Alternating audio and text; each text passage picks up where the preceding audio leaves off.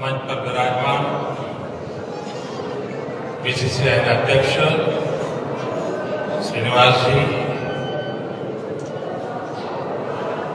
श्रीमान निरंजन भाई, मंत्रिमंडल हमारा साथी श्री गोविंद भाई, सर्वे महानुभाव અને ક્રિકેટ પ્રેમી નાગરિક ભાઈઓ અને બહેનો,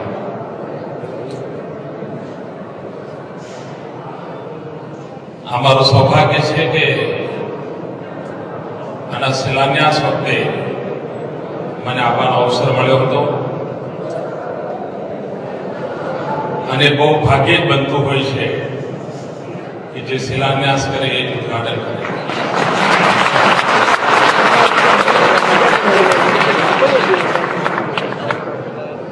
અને બીજી પણ એક વિશેષતા છે કે જ્યારે આનો શિલાન્યાસ કર્યો ત્યારે ભાઈ કપિલ દેવ અને આજે જ્યારે ઉદઘાટન કરીએ છીએ ત્યારે કપિલ દેવનો જન્મદિવસ છે.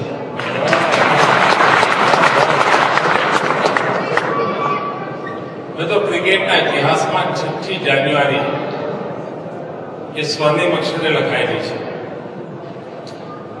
1930માં ક્રિકેટના ઇતિહાસમાં સૌથી મોટો રેકોર્ડ થયો હતો 452 રનનો, અને બ્રોડમેને રેકોર્ડ કર્યો હતો, and that was 6 જાન્યુઆરી. અને આજે એ દિવસે સૌરાષ્ટ્રને અને ગુજરાતને અને ક્રિકેટની દુનિયાને એક અનમોલ નજરાણું આપણને ભેટ કરવાનો અવસર મળ્યો છે. માત્ર હિન્દુસ્તાનનો જે ક્રિકેટનો ઇતિહાસ છે એમાં આજે પણ 2 સ્પર્ધાઓનું મહત્વ ખૂબ મોટું છે. એક દુલીપ ટ્રોફી અને બીજી રણજી ટ્રોફી, અને બંનેનો પ્રેરણા સ્ત્રોત આ ભૂમિ રહી છે અને એટલા માટે આપણે ગૌરવ કરીશું. મિત્રો, બીજી પણ એક વિશેષતા જોઉં છું કે પહેલી ઇન્ટરનેશનલ મેચ આ ભૂમિપાના સ્ટેડિયમમાં ઇંગ્લેન્ડ સાથે રમાવાની છે. બ્રિટિશરો જ્યારે રાજ કરતા હતા ત્યારે આ રમતની અંદર સૌથી પહેલા ચંચુપાત કરવાની કોશિશ કોઈએ કરી હોય, જે બ્રિટિશરોની આ રમત એમનો પોતાનો એક અધિકાર માનવામાં આવતો હતો, એમાં પગપેસારો કોઈએ પહેલો કર્યો હોય તો સૌરાષ્ટ્રના રાજવી પરિવારોએ કર્યો. અને પહેલી વાર ઇંગ્લેન્ડને ભારતની ક્રિકેટની ક્ષમતાની અનુભૂતિ કરાવી હતી. અને એ સૌરાષ્ટ્રની ભૂમિ પર ઇંગ્લેન્ડ સાથે પહેલી મેચ રમવી અને પોતાના સ્ટેડિયમમાં રમવી એક આનંદનો વિષય હશે, હું માનું છું. મિત્રો, એ વાત સાચી છે કે સમાજ જીવનમાં રમત ગમત એ સ્વભાવ બનવો જોઈએ. કઈ રમત એ પછીનો વિષય છે, પણ જો સમાજની અંદર રમત ગમત એ સ્વભાવ ન હોય, જો સ્પોર્ટ્સ એ જીવનનો હિસ્સો ન હોય, તો સ્પોર્ટ્સમેન સ્પિરિટ એ સમાજ જીવનનો સંસ્કાર બનતો નથી. અને જો સ્પોર્ટ્સમેન સ્પિરિટ એ સમાજ જીવનની વિશેષતા ન હોય તો એ સમાજ જે 16 કળાએ ખીલવો જોઈએ એ ખીલી શકતો નથી. અને આ અર્થમાં સમાજ જીવનમાં ખેલકૂદનું અનેરું મહત્વ હોવું જોઈએ. કમનસીબે આપણે ત્યાં શિક્ષણ, પરીક્ષાઓ, બાકી વ્યસ્તતાઓને કારણે મેદાનો ખાલી જોવા મળે છે, અને એક મોટો ચિંતાનો વિષય છે. મને સ્મરણ છે, ચીને એક કાયદો કર્યો હતો. કાયદો એવો કર્યો હતો કે ચીનમાં એક સ્થિતિ એવી આવી કે ટીવીના યુગમાં બાળકો નિશાળેથી આવીને ટીવી પર કાર્ટૂન ફિલ્મ જોવા બેસી જાય, અને બાળકો રમતના મેદાનમાં જોવા જ નહોતા મળતા. તો ચીને નક્કી કર્યું કે સાંજે શાળા છૂટ્યા પછીના સમયમાં કોઈ ટીવી ચેનલ પર કાર્ટૂન ફિલ્મો નહીં આવે, કારણ બાળકો રમતના મેદાનમાં જાય. મિત્રો, રમત ગમતનું આટલું બધું મહત્વ હોય છે, આપણે પણ ગુજરાતની અંદર એક પ્રયાસ આવ્યો છે ખેલ મહાકુંભ દ્વારા. ગુજરાતના 20-22 લાખ યુવાનો મેદાનમાં આવે, રમતા થાય, એક રમતનું વાતાવરણ બને, એના માટે જ આપણી મથામણ છે. જરૂરી નથી કે બધા જ રમતવીરો બને, પણ એક વાત નક્કી છે કે જે ખેલે તે ખીલે, જે રમે એના વિકાસ વ્યક્તિત્વનો થતો હોય છે, એ નવી દુનિયા સાથે જોડાતો હોય છે, અને આપણો નિરંતર પ્રયાસ રહ્યો છે. અત્યારે મિસ્ટર શ્રીનિવાસન જોડે વાત કરતો હતો કે હવે નાના ટાઉનમાંથી ખેલાડીઓ આવી રહ્યા છે. પહેલા ખૂબ મોટા શહેરોમાંથી ખૂબ વ્યવસ્થા ઉપલબ્ધ હોય ત્યાંથી જે પરિવારો એફોર્ડ કરી શકતા હોય પરિવારના બેકગ્રાઉન્ડમાંથી જ રમતગમત ક્ષેત્રે લોકો આવતા હોય. આજે મોટો બદલાવ છે. નાના ટાઉન્સમાંથી ક્રિકેટ હોય યા અન્ય રમતો નાના ટાઉનમાંથી લોકો આવી રહ્યા છે. એનો અર્થ એક મોટું ક્ષેત્ર ખુલ્યું છે હિન્દુસ્તાનની અંદર. એવી નવી 500 જગ્યાઓ ખુલી હશે કે જ્યાં આ સંભાવનાઓ પડી છે. રમતના વિકાસને માટે આપણે પણ આવા નાના સ્તરોને ટેપ કરવાની આવશ્યકતા ઉભી થઈ છે. એટ ધ સેમ ટાઈમ ક્રિકેટની સાથે ગ્લેમર પણ જોડાય છે. ક્રિકેટ એક સેલિબ્રિટીનો હિસ્સો બની ગઈ છે, પરંતુ અન્ય રમતો સાથે હજુ એ થયું નથી. આપણા દેશમાં આવશ્યક છે કે અન્ય રમતોને પણ એટલું જ પ્રોત્સાહન કેવી રીતે મળે, અને એના માટે આપણા જે વિશાળ સ્ટેડિયમ્સ છે એ સ્ટેડિયમને આપણે મલ્ટીપર્પઝ ગેમ માટે કેવી રીતે ઉપયોગ કરી શકીએ, એના માટેની આખી રચના કેવી રીતે કરી શકીએ. અને હું ઈચ્છીશ કે એક્સપર્ટ લોકો દુનિયાના કેટલાક દેશો કર્યું છે. જેમ ઓસ્ટ્રેલિયામાં તમે જાઓ તો મેલબર્નના સ્ટેડિયમ પર જાઓ તો તમને અનેક મલ્ટીપર્પઝ ગેમ્સ માટેનું એક જ સ્થાન મળી રહેતું હોય છે. આવનારા દિવસોમાં અને ગુજરાત જરૂર એ દિશામાં પહેલ કરશે. બીજો પણ મારો એક પ્રયાસ છે, કદાચ આવનારા દિવસમાં આપણને એમાં યશ પણ મળશે.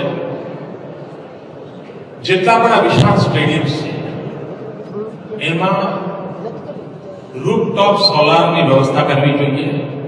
એટલી વિશાળ જગ્યા હોય છે કે એના છત ઉપર સોલાર પેનલ લગાવીએ તો એ પરમેનન્ટ એક આવકનું સાધન પણ બને છે અને સમાજને ઉપયોગી પણ થવાય છે. અને એ સ્ટેડિયમના રખરખાવ માટે આ વીજળી ઉત્પાદન ખૂબ મોટો આર્થિક આધાર બનતો હોય છે.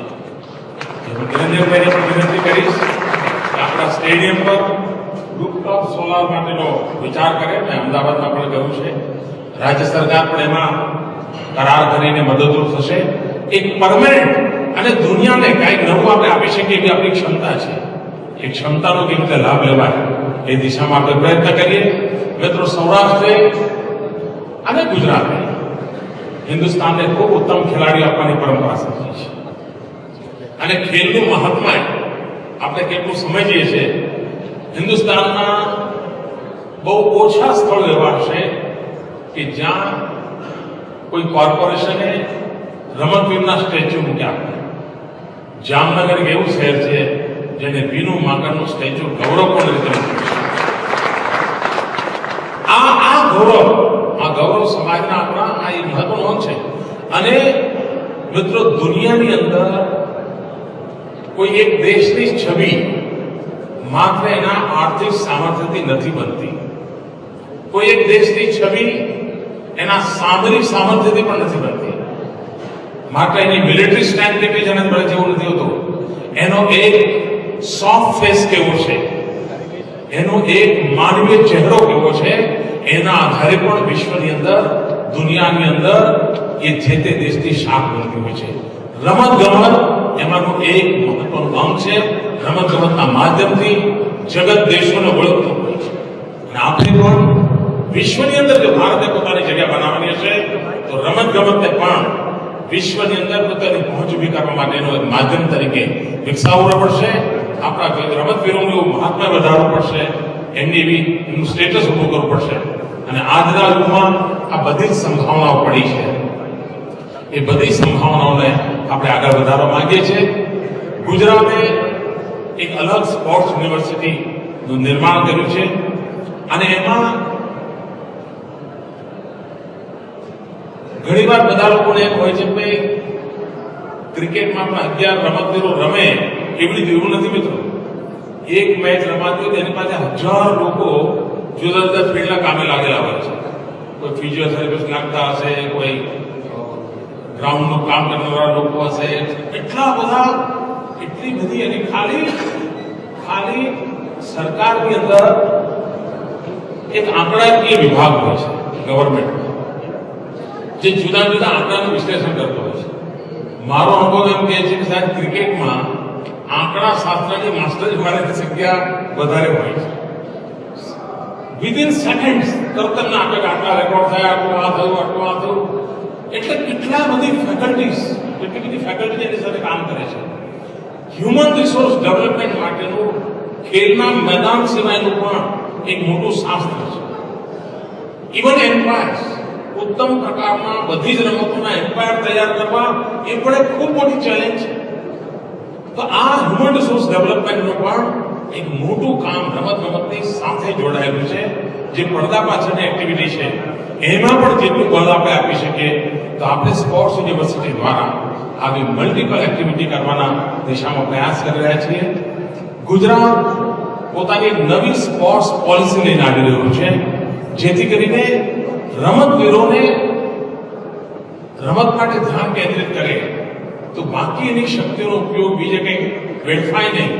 એને માટેની કોઈ પ્રોત્સાહક યોજનાઓ હોવી જોઈએ અને તો જ રમત માટે એ મન મૂકીને સમર્પિત ભાવથી રમતને યોગદાન આપી શકતો હોય છે. એ દિશામાં પણ આપણે પ્રયત્ન કરી રહ્યા છીએ અને ધીરે ધીરે રાજ્યના જુદા જુદા જિલ્લાઓમાં એટલીસ્ટ એક સ્પોર્ટ્સ સ્કૂલ કેવી રીતે બને, જેથી કરીને એ શાળાની અંદર રમતને પ્રાથમિકતા હોય અને એની સાથે સાથે ડિગ્રી પણ ધારણ કરે. આવા વ્યક્તિત્વના વિકાસ માટેની મથામણ થ્રુ સ્પોર્ટ્સ એ કરવાનો આપણો પ્રયાસ છે. અને વિશ્વાસ છે મિત્રો કે ગુજરાત આ દિશામાં પણ જરૂર એક ઉત્તમ મોડેલ હિન્દુસ્તાનના ખેલાડીઓ માટે, હિન્દુસ્તાનના રમત જગત માટે આપશે. નિરંજનભાઈ અને એમની ટીમના આ પુરુષાર્થ માટે ખૂબ ખૂબ શુભકામનાઓ પાઠવું છું. ખૂબ ઉત્તમ એક નજરાણું ધર્યું છે, એમને અભિનંદન આપું છું. અને સૌરાષ્ટ્રના ખેલાડી મિત્રો આ મેદાનમાંથી ગુજરાતની અને દેશની આન બાન શાનનું નિમિત્ત બને એવી શુભકામનાઓ.